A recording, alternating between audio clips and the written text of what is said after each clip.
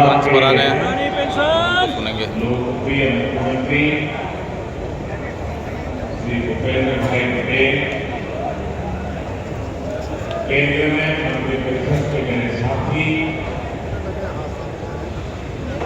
और जो जीवन भर अपने आपको शिक्षक के रूप में ही परिचय करवाते हैं, तो स्वतंत्र बालाजी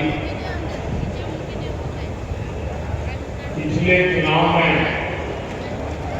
भारत की संसद में देश में, पूरे देश में सबसे अधिक वोट पाकर के जीतने वाले श्रीमान CR पाटिल जी, गुजरात सरकार के मंत्रीगण, अखिल भारतीय प्राइमरी शिक्षक संघ के सभी सदस्यगण, देश के कोने कोने से आए सम्मानित शिक्षकगण, देवी और सज्जन, आपने इतने स्नेह के साथ मुझे अखिल भारतीय प्राइमरी शिक्षक संघ के इस राष्ट्रीय अधिवेशन में बुलाया, इसके लिए मैं आपका आभारी हूं।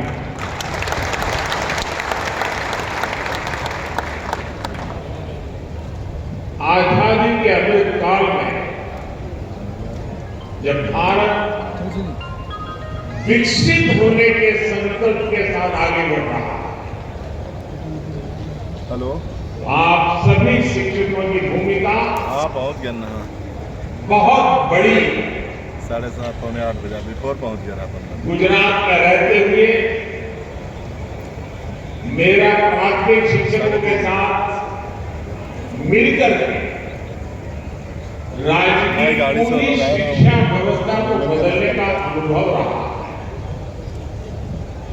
एक जमाने में इसमें ये है मोदी जी गुजरात में ड्रॉप आउट रेट, जैसा मुख्यमंत्री जी ने बताया, करीब 40% आसपास हुआ करता। टीवी देखो, लाइव आवत। और आज ये जैसा मुख्यमंत्री जी ने बताया 3% से भी कम रह गया। ये गुजरात के शिक्षकों के सहयोग से ही संभव हुआ है। गुजरात में शिक्षकों के साथ मेरे जो अनुभव है, उसने राष्ट्रीय स्तर पर भी नीतियां बनाने में, पॉलिसी फ्रेमवर्क में हमारी काफी मदद की। जैसे रूपाला जी बता रहे थे, स्कूलों में शौचालय न होने के कारण बड़ी संख्या में बेटियां स्कूल छोड़ देती थी। इसलिए हमने विशेष अभियान चलाकर स्कूलों में बेटियों के लिए अलग शौचालय बनवाए। यहां गुजरात में तो एक जमाने में पूरे आदिवासी बेल्ट में गुजरात का पूरा पूर्वी छोर जो है वो हमारे आदिवासी बंधुओं का बसेरा है। उस पूरे इलाके में उमरगाम से बाजी साइंस स्ट्रीम की पढ़ाई नहीं होती। आज शिक्षक न केवल वहां साइंस पढ़ा रहे हैं, बल्कि मेरे आदिवासी नौजवान बेटे बेटियां डॉक्टर और इंजीनियर भी बन रहे हैं। मैं कई बार प्रधानमंत्री के बाद जब भी मुझे विदेश जाने का एक दायित्व रहता है, तब भी जाता हूं।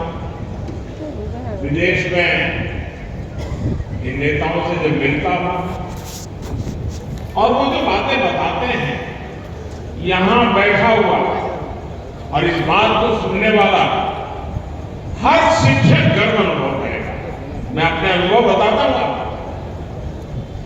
आमतौर पर विदेशों के नेताओं से जब मिलता हूं, तब उनके जीवन में भारतीय शिक्षकों का कितना बड़ा योगदान रहा है, बड़े गर्व के साथ वो वर्णन करते हैं। मैं प्रधानमंत्री बनने के बाद मेरी पहली विदेश यात्रा भूटान में, और भूटान के राज परिवार के साथ जब मैं बैठा था तो वो गर्व से बताते थे, जो उनके सीनियर किंग है वो बता रहे थे कि मेरी पीढ़ी के जितने लोग भूटान में है उन सबको कोई न कोई हिंदुस्तान के शिक्षक ने पढ़ाया लिखाया है, और वो बड़े गर्व से कहते हैं। ऐसे ही मैं जब सऊदी अरब में, वहां के किंग बहुत वरिष्ठ और सम्मानीय महापुरुष है, मुझ पर उनका प्रेम भी बहुत, लेकिन उनसे जब मैं बैठा तो बोले मैं तुझे बहुत प्यार करता। फिर उन्होंने मुझे पूछा तुम मालूम है? मैंने कहा आप बताइए, ये आपकी कृपा है। उन्होंने कहा देखो भाई, मैं भले राजा हूं, जो भी हूं, लेकिन बचपन में मेरा शिक्षक तुम्हारे देश का था और तुम्हारे गुजरात का था, और उसने मुझे पढ़ाया। यानी इतने बड़े संपन्न देश के महापुरुष बातचीत में भारत के प्रधानमंत्री से बात करते समय एक शिक्षक के योगदान की बात करना गौरव अनुभव कर रहे हैं। पिछले दिनों कोविड में आप WHO के संबंध में टीवी पर बहुत कुछ देखते होंगे। आप WHO के जो मुखिया हैं मिस्टर टेड्रोस, उनके कई बार टीवी पर आपने उनके बयान देखे हैं। मेरी उनकी बड़ी अच्छी मित्रता है और वो हमेशा गर्व से कहते थे।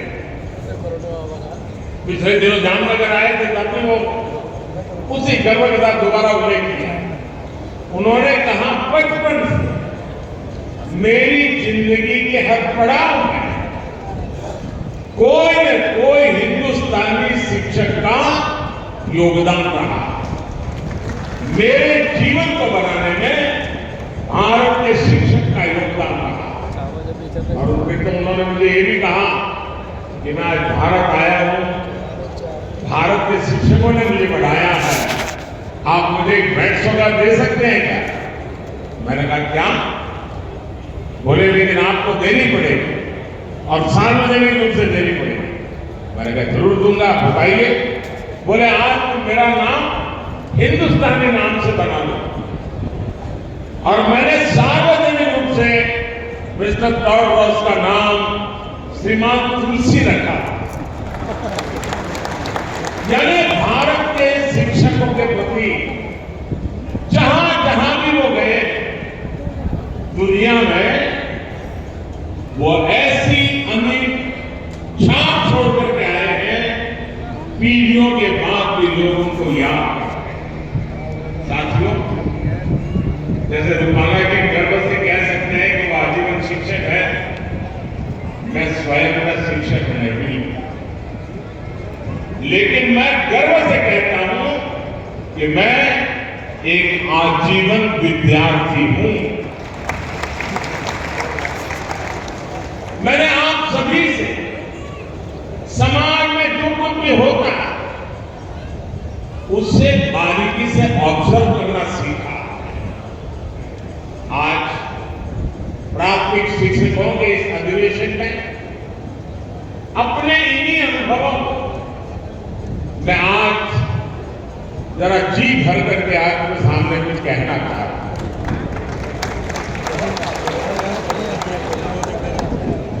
21वीं सदी में तेजी से बदलते हुए इस समय में भारत की शिक्षा व्यवस्था बदल रही है,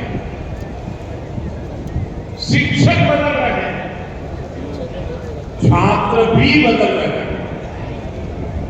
ऐसे में इन बदलती हुई परिस्थितियों में हम कैसे आगे बढ़े, ये बहुत अहम हो जाता है। जैसे हमने देखा है, पहले के टीचर्स के सामने संसाधनों की कमी, इंफ्रास्ट्रक्चर का अभाव जैसे कई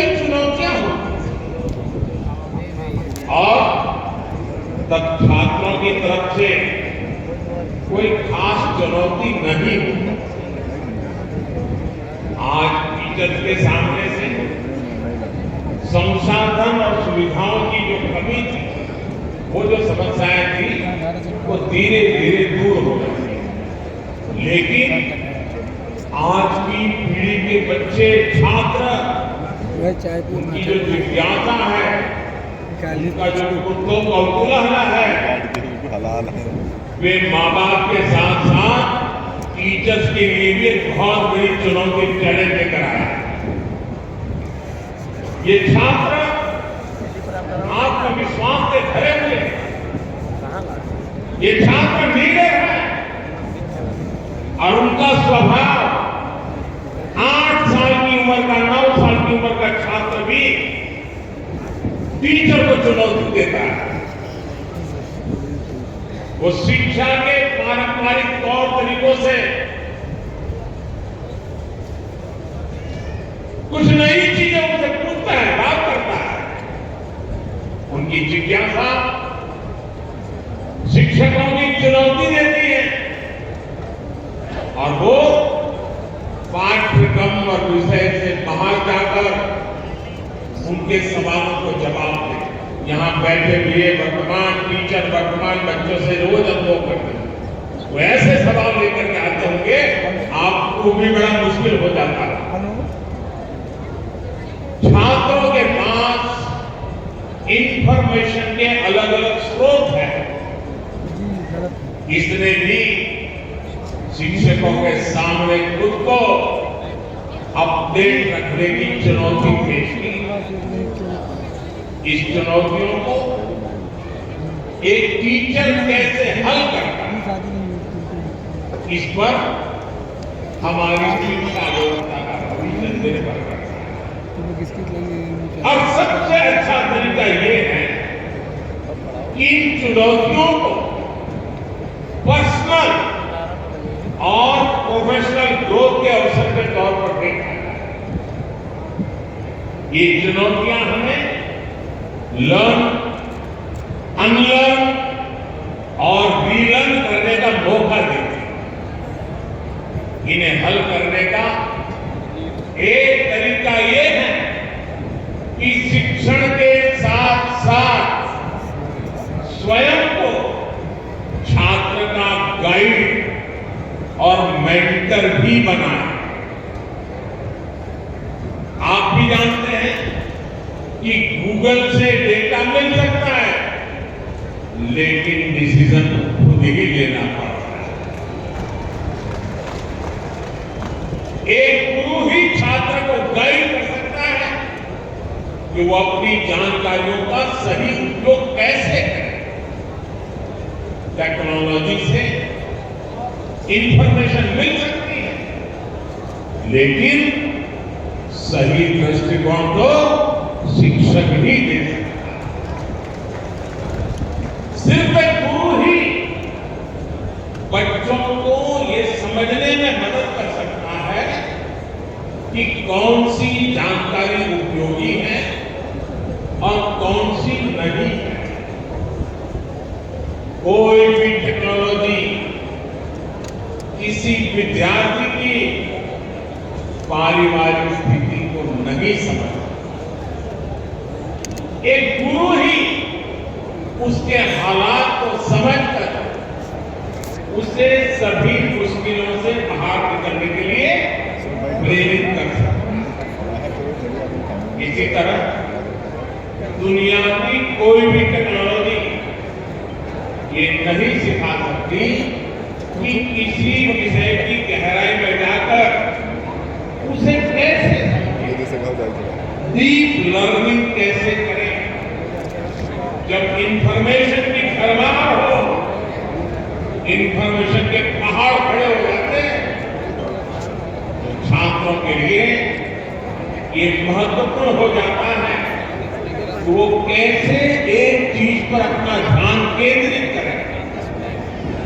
डीप लर्निंग और उसे लॉजिकल कंक्लूजन तक पहुंचाना एसईओ बंद हो गया था पहले, ये बहुत महत्वपूर्ण है। उनको चलत रहा इनके वहाँ बंद हो गया। आज 21वीं सदी के छात्र के जीवन लाइट बंद करा दे। टीचर की भूमिका और ज्यादा प्रहद हो गए। और मैं तो आपसे भी कहना चाहता हूं, मैं आपको नहीं आया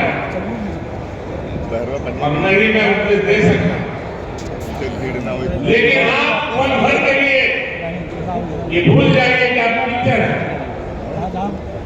पल भर के लिए सोचिए कि आप किसी संतान की माता जी है या किसी संतान के पिता जी, आप अपने बच्चे को कैसा चाहते हैं, आपके बच्चे के लिए आप क्या चाहते हैं। पहला जवाब मिलेगा साथियों, यहां से कोई इनकार नहीं कर सकता है।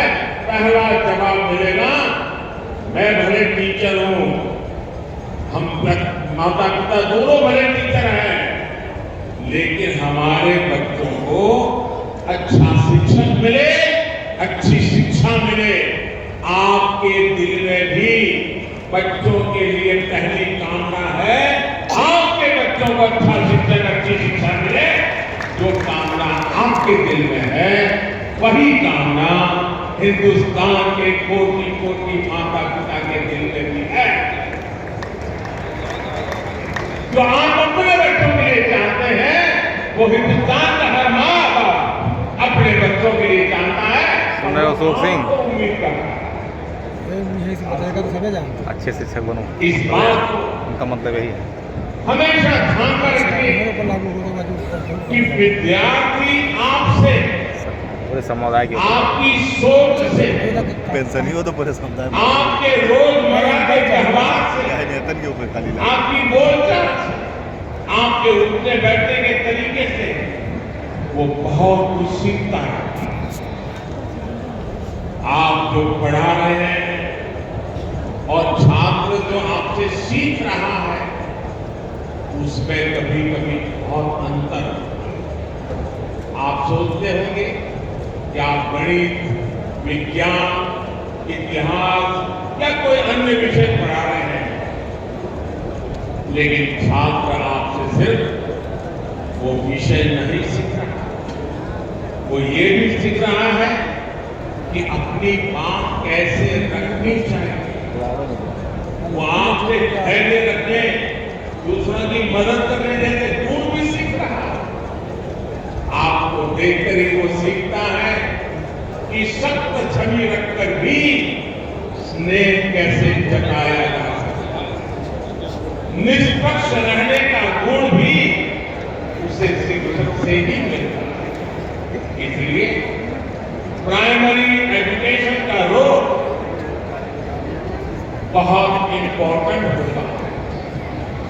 छोटे बच्चों के लिए टीचर परिवार से बाहर वो पहला व्यक्ति होता है जिसके साथ वो सबसे ज्यादा समय बिताता है। इसलिए आप सभी में इस दायित्व का एहसास भारत की आने वाली पीढ़ियों को बहुत मजबूत करेगा। साथियों, अभी आप जिन स्कूलों में कार्यरत हैं वहां नई राष्ट्रीय शिक्षा नीति या तो लागू हो चुकी होगी या फिर लागू होने वाली होगी। और मुझे गर्व है कि इस बार जो राष्ट्रीय शिक्षा नीति बनी है वो बनाने में कंट्रीब्यूशन किया है। शिक्षकों के परिश्रम में से ये पूरी शिक्षा नीति बनी पाई और इसके कारण सब दूर का स्वागत। आज भारत 21वीं सदी की आधुनिक आवश्यकताओं के मुताबिक नई व्यवस्थाओं का निर्माण हो रहा है। ये नई राष्ट्रीय शिक्षा नीति इसी को ध्यान में रखते हुए बनाई गई। हम इतने वर्षों से स्कूलों में पढ़ाई के नाम पर अपने बच्चों को केवल किताबी ज्ञान दे रहे थे। नई राष्ट्रीय शिक्षा नीति उस पुरानी अप्रासंगिक व्यवस्था को परिवर्तित कर रही है। राष्ट्रीय शिक्षा नीति प्रैक्टिकल पर है, आधारित है। अब कहते हैं आपको और टीचिंग और लर्निंग। अब कहा जाता है टीचिंग का काम फिर पूरा हो गया, अब लर्निंग के ही द्वारा शिक्षा को आगे बढ़ाना। अब जैसे आपको मिट्टी के बारे में कुछ बताना, चांद के बारे में कुछ सिखाना, अगर आप बच्चों को लेकर कुम्हार के घर जा सकते हैं, आप कुम्हार के घर जाएंगे तो उन्हें बहुत सी चीजें देखने को मिलेंगी। किन परिस्थितियों में कुम्हार रहते हैं, कितनी मेहनत करते हैं, एक व्यक्ति गरीबी से बाहर आने के लिए कितने प्रयास कर रहा है, और इससे बच्चों में संवेदनशीलता गिरेगी। मिट्टी से कैसे सुराही बनती है, मटके बनते हैं, घड़े बनते हैं, बच्चे सब देखेंगे।